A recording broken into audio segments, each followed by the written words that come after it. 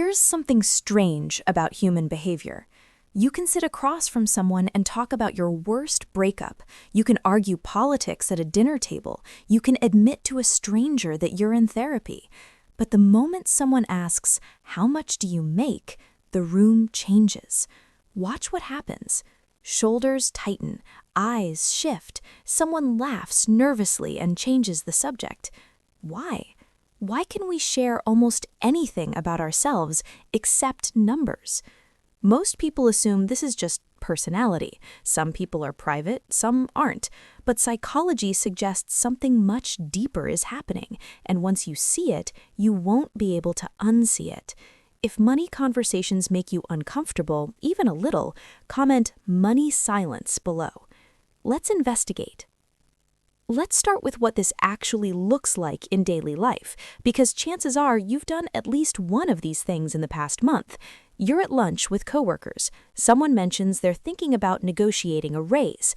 The table goes quiet for half a second too long. Someone changes the subject to weekend plans. Or maybe a friend asks if you'd recommend a financial advisor, and instead of sharing what you actually pay or what your investments look like, you give a vague answer. "Yeah, I think they're good." You keep it surface level, you keep it safe. Think about how often this happens. People avoid asking what their coworkers earn. They dodge conversations about rent, savings, debt. They feel a strange tightness in their chest when someone brings up how much something costs. And here's what's interesting. Nobody taught you to feel that way explicitly. There was no class, no formal lesson, but somehow millions of people follow the same unspoken rule. Money talk is off limits. Where did this rule come from? Because rules don't just appear. Someone or something put it there. Think about your childhood for a moment. Was money openly discussed in your home? If it was rarely talked about, comment "home." Let's go back to where most psychological patterns begin, childhood. Think about the first time you asked a question about money. Maybe you were 6 or 7. Maybe you overheard your parents talking about bills and you asked, "Are we poor?" Or maybe you came home from a friend's house and said, "Their house is way bigger than ours. Do they have more money?" And what happened next is important. In many households, the response wasn't an open conversation. It was a correction. "Don't ask that. That's not polite. We don't talk about other people's money." These phrases might sound harmless. They might even sound responsible. But to a child's brain, they carry weight. They don't just say, "Don't ask right now." They say, "Money is dangerous territory. Asking about it gets you in trouble. The safe thing to do is stay quiet." And over time, these small corrections build something much larger. They build an emotional reflex, not a thought-out decision to avoid money talk, but an automatic response, a flinch, a feeling in your stomach that says, "This conversation isn't safe." By the time most people reach adulthood, this reflex is so deeply embedded that they don't even recognize it as learned behavior. It feels like who they are. "I'm just a private person. I don't like talking about money." But that's not personality. That's programming. And here's the part most people miss. You didn't choose this rule. You absorbed it, the same way you absorbed your first language, the same way you learned which emotions were acceptable to show and which ones to hide. If you remember hearing rules like these growing up, "Don't ask how much people make," "Money is private," type "same" in the comments. So the conditioning starts early. But why does it stick? Why do grown adults, people who've navigated complex careers, raised children, managed entire households, still freeze when someone brings up salary numbers? Because money conversations don't just exchange information, they expose identity. Think about what a money conversation actually reveals. It doesn't just show a number, it shows whether you're ahead or behind, whether the choices you made paid off or didn't, whether your career, your education, your entire trajectory landed where you hoped it would.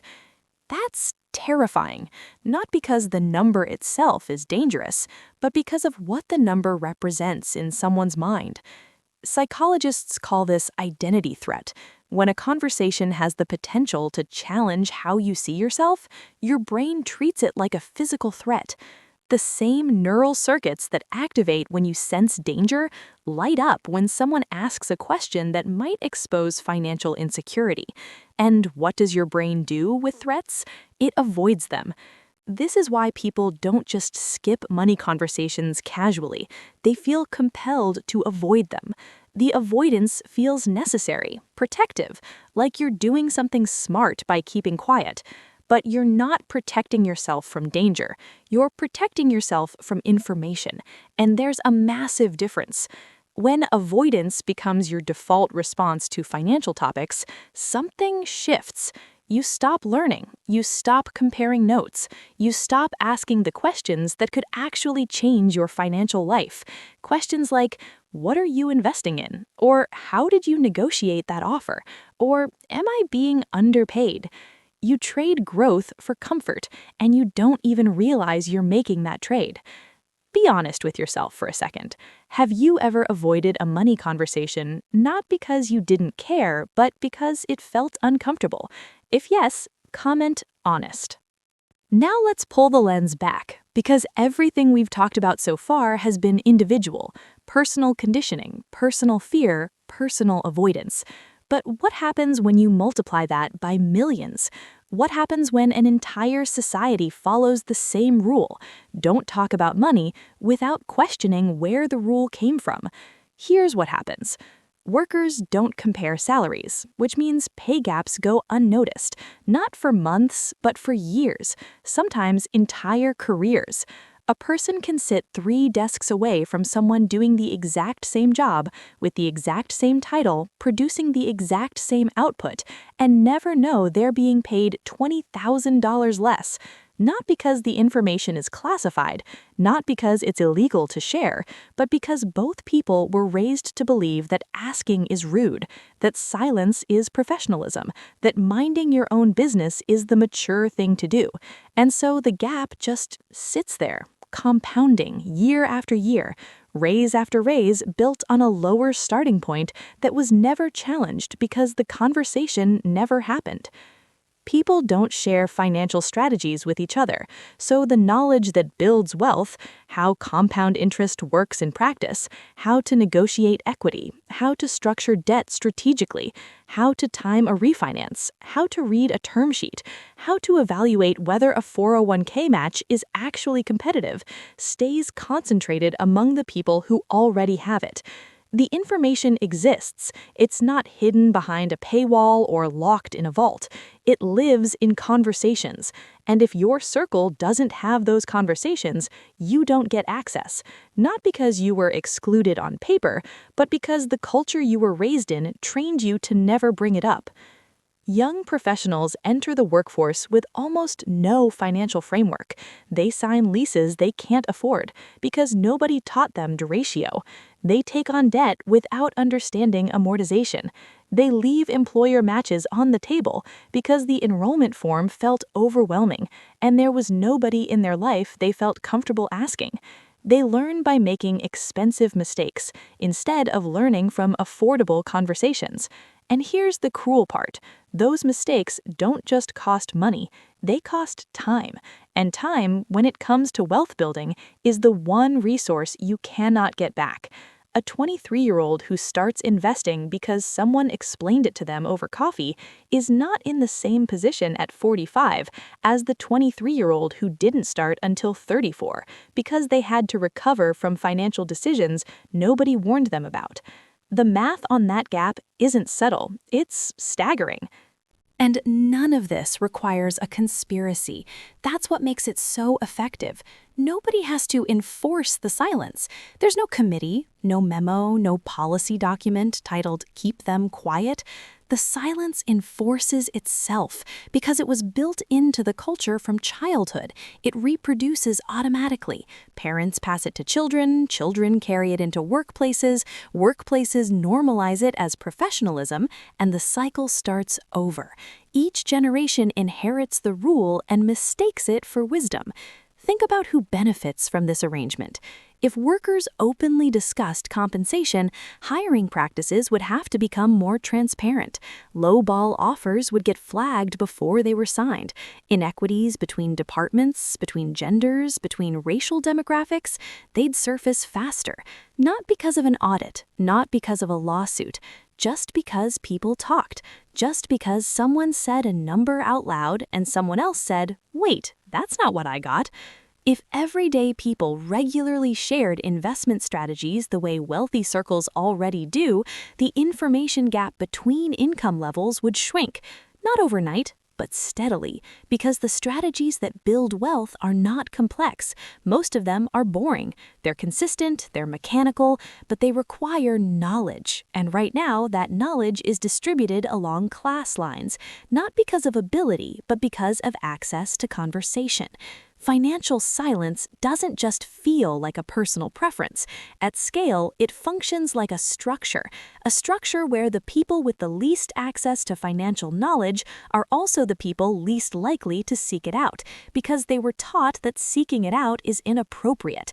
They don't Google it because they don't know what to Google, they don't ask because they don't know who to ask, and they don't recognize the gap because the gap itself is invisible. It's not what you don't know, it's what you don't know you're supposed to know. That's the architecture. That's how it holds. This is what a system trap looks like. Not a locked door, not an obvious barrier, not a person standing in your way saying, "You can't have this," just a quiet rule that everyone follows and nobody questions. A rule that feels like manners but functions like a wall that doesn't look like a wall because it's made of silence, and silence, by design, is invisible. If this is shifting how you think about money conversations, even slightly, comment "system trap." Now here's where this gets even more revealing, because the rule, "don't talk about money," isn't universal. It just feels that way if you grew up inside it. In many wealth-building environments, money isn't taboo at all. It's the primary topic of conversation. It's the thing people bond over. It's the thing they teach early, revisit often, and refine constantly. Not because these people are greedy, not because they lack depth or spiritual awareness, but because they made a decision, consciously or inherited, that financial clarity is a tool, and tools are meant to be used. In certain business circles, people openly discuss their investment portfolios over lunch. They share how they structured a deal, what worked, what didn't, what they'd change next time. They talk about losses just as freely as wins because they understand that financial transparency is a learning tool, not a vulnerability.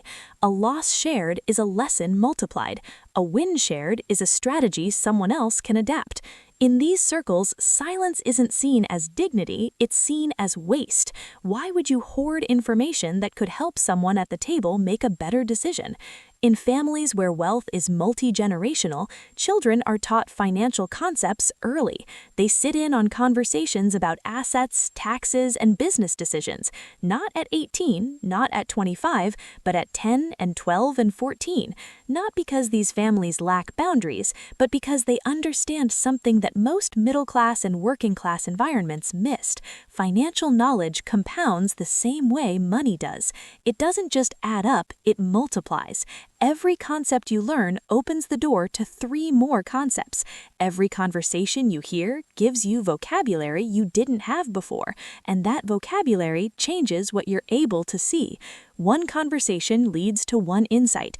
That insight leads to one decision. That decision builds over 20 years. And by then, the gap between someone who had those conversations and someone who didn't isn't small, it's enormous. It's not a gap you can explain by work ethic. It's not a gap you can explain by intelligence.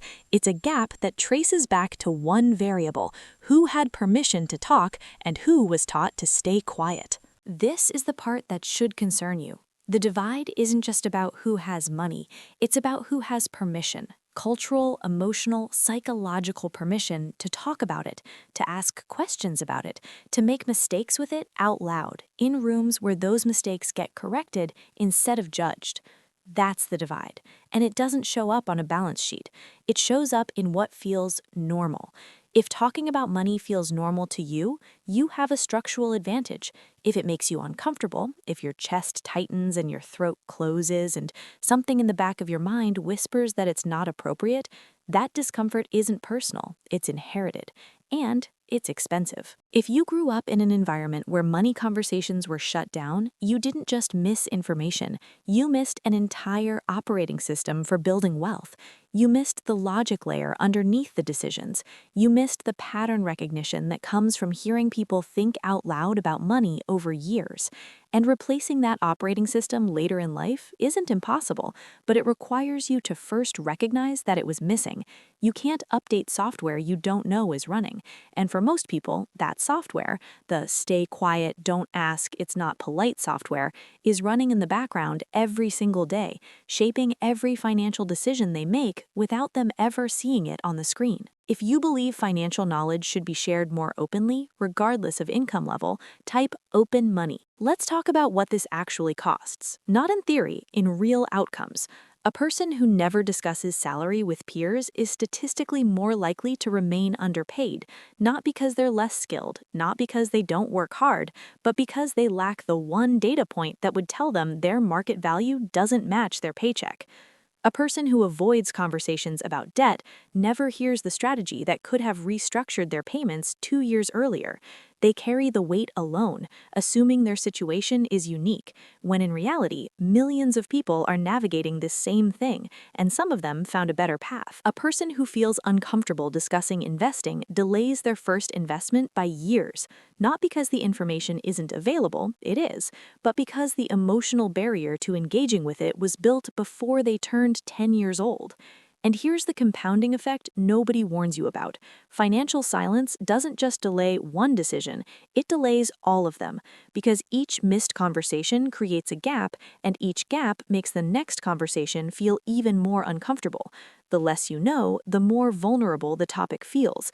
The more vulnerable it feels, the more you avoid it. It's a cycle, and it accelerates. By the time most people realize they should have been having money conversations all along, they've lost the one resource that money can't buy back: time. Do you think society should normalize open money conversations? Comment yes if you agree. So where does this leave us? If you're someone who feels uncomfortable talking about money, this video isn't here to tell you there's something wrong with you. There isn't.